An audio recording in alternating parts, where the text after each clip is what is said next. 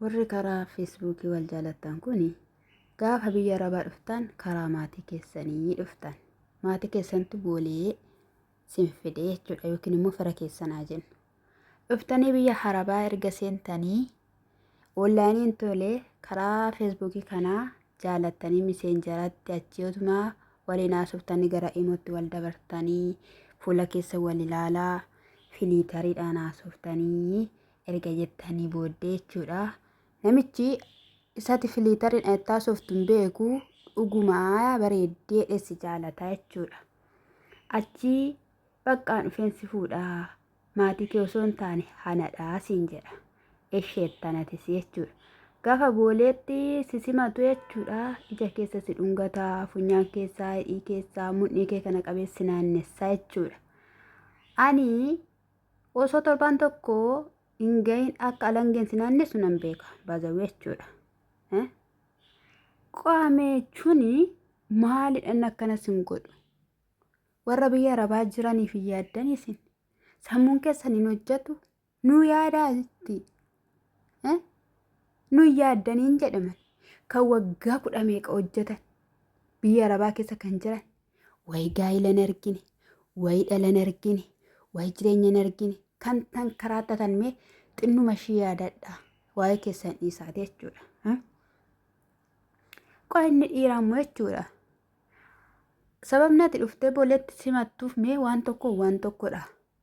Bakka qabeenyichaa shaanxaatti qabattes yoo warqee mormatti hidhattes isarraa gochuudha jettee booleetti naa simatta jechuudha. Anamma arooppilaanii warra keenyaatiin nu ga'u akka nuuf hojjetamu. Booleedhumatti akka arooppilaanii nu hin buune balbala warra keenyaa fuulduratti akka booleen xiyyaara nu buusu kan nani barbaadu jechuudha karaa mataa kiyyaa jechuudha. Maalidhame akkatti sinirraa fokkisu jechuudha. Waan taatan iyyuu hin beektan waan dubbatan cubboo jecha faarfannaa irratti banattaniitu irratti naa faarfattu. Nama mee boolla gadi qotamee bool'icha keessa bu'ee biyyeen irratti dacha'ee achi booddee biyyicha ofirraa haadhee ba'uu gammaduutti akkas godhattu jechuudha sin. Sinaannessan situmaaniin hin gowwoominii. Hin gowwoomin ela akka gootu jaalatteetta mitiree onlaayiniidhaan jaalatteetta. Isayyuu immoo yoo onlaayinii irratti jaalattellee kan qabeenya kee ji'aan sin gaafanne meerre mindaan kee kan siin jenne maal goote kan siin jedhe sin gaafanne dadhabbii kee kan si hubatu bakka kanii rakkina ati keessa jirtuu fi yaada ati keessa jirtu siif hubatee obsaan si eegu. Yoo dadhabdee galiitii rafii yoollee naa bilbiluullee baattellee kan siin jedhu kan bakka akkasumatti si to'atu jechuudha. Tissee gaarii yoo sii ta'ee isayyuu jalqaba shaanxaa kee qemaatii keetitti buufadhuuti haadha keeshii mucaan kun agannaa galtii akkam taate jettee gaafati biraa baatu boochee si gaggeessite sana dhaqiitti dhungadhuuti. Maatii dubbisuu qabdu dubbisiitii qalbiidhaaf yaadaan akkana deebi'iitii bakkee wayitti isaa beellamiitii haasofsiisi. Ilaalija keessa. Basawee guyyaa jalqabaa jechuudha. Kadhadhuutti dhaqe. Bakka aboo naa kenni humna naa kenni san ittiin ilaalu ija koo jabina naaf kennedhiti birtaa'itii haasofsiisi. Sanaa booddee miila goda isaati kaasee hanga mataa isaa firiiza isaatitti ilaalladhu. Bor allayyaa akkas hin buufneef maali karoorri isaa maali yaadni isaa? Amma eshi akkatti sisimatee haa jennu abaaboo yuusitti kennuu wallaale mucaanii jechuudha.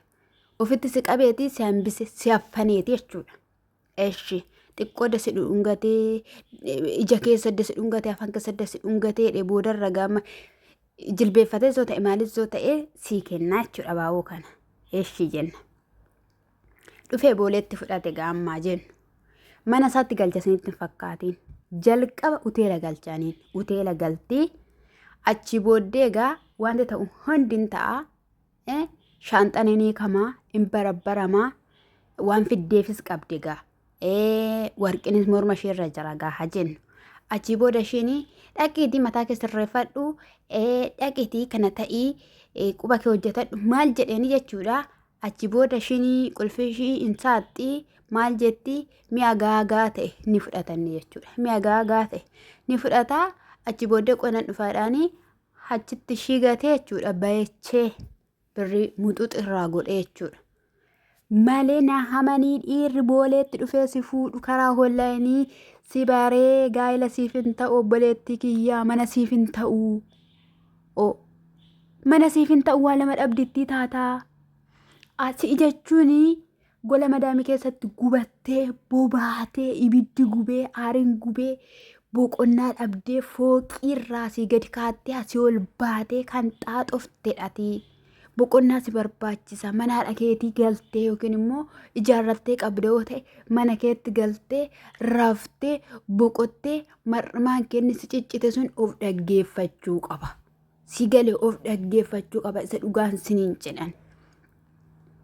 Ani dhugaa dubbachuudhaaf ani biyya hormaatii galee argeera dhugaa. Gaafan uffee guyyaa guutuu ciise galkanis ciise ganama gaafananii nan ka'a jedhu mar'imaan kiyya madaa ana ta'e madaa ta'e na dhukkuba jechuudha. Akka nama kun operaashinii wayii ta'e jechuudha. Maalidha inni sirraasu maalidhaan jedhame maalidha shamarree biyya harabaa fageessinaa yaannu malee. Ani baazawee ana akkatti naneerumu yaadeetoo jira isa dhugaan siin jedhe sargii maal hin jiru ana bira murtoo ko murteeffadheera.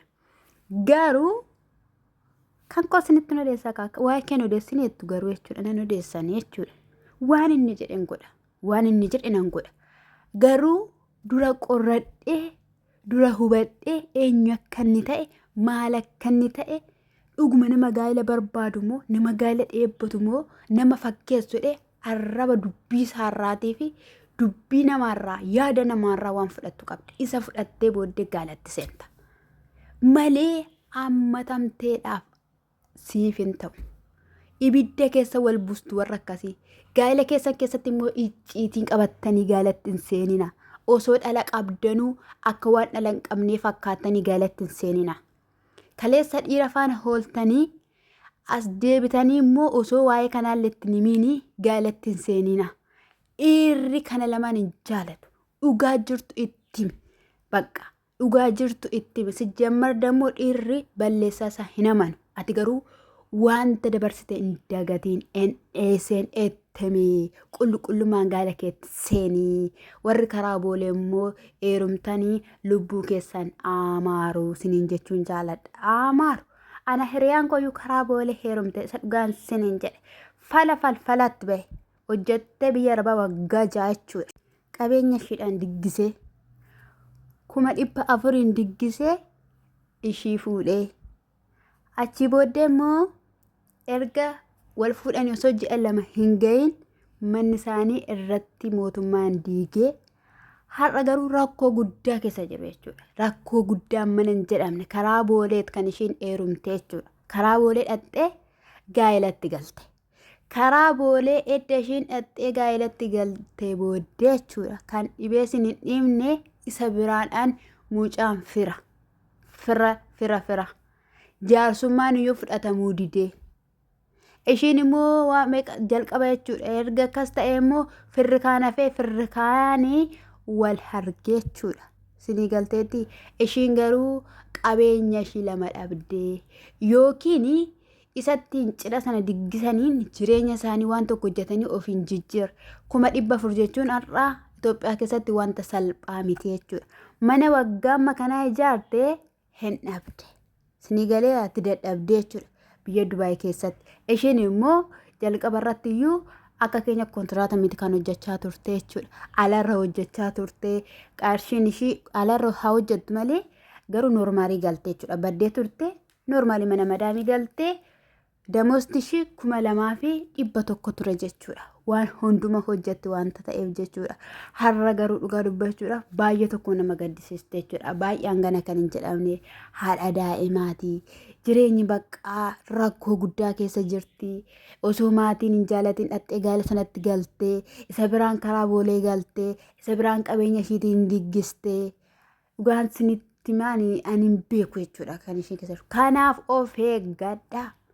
Annan iyyayyuu madamee manaa baatettee nasa kana isin jira. Gooftaan koo sinaa heebbisu. Laman booyina biyya ormaa keessattis boochanii galtanii biyya abbaa keessanii keessattis hin booyina. Of eeggannoodhaan haa tarkaanfannu isiniin jedha. Qimamoochee mana madaamii baay'een sin jaaladha. Baay'een sin kabajaa. Isiniin jechuun jaaladha. I miss you. Amma intalli shaanxaa dhagatteetti.